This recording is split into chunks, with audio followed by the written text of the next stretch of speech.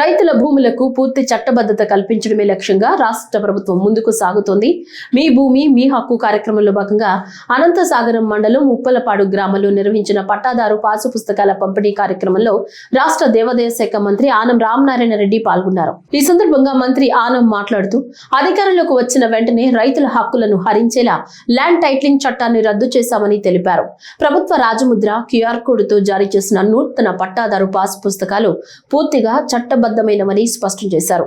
గత ప్రభుత్వం ఇచ్చిన పాస్ పుస్తకాలకు ప్రస్తుత ప్రభుత్వం ఇస్తున్న పాస్ పుస్తకాలకు ఉన్న తేడాను రైతులకు వివరించారు. గత పాస్ పుస్తకాలు విలువలేని చెల్లని నోట్లతో సమానమైతే ప్రస్తుత ప్రభుత్వం ఇస్తున్న పాస్ పుస్తకాలు రిజర్వ్ బ్యాంక్ కరెన్సీ నోట్ల వలె భద్రతతో విలువతో ఉన్నవని పేర్కొన్నారు. దీంట్లో కూడా క్యూఆర్ కోడ్ ఉంది, పైన ప్రభుత్వం ముద్రలు ఉన్నాయి, కింద క్యూఆర్ కోడ్. ఇవన్నీ ఎంత భూమి ఉంది అని అంటే దీనిలో ఈ క్యూఆర్ కోడ్లు ఇచ్చారు. అలాగే తూర్పున పడమర ఉత్తరం దక్షిణం మీ భూముల హద్దులతోటి ఇక్కడ ఇవ్వడం జరిగింది.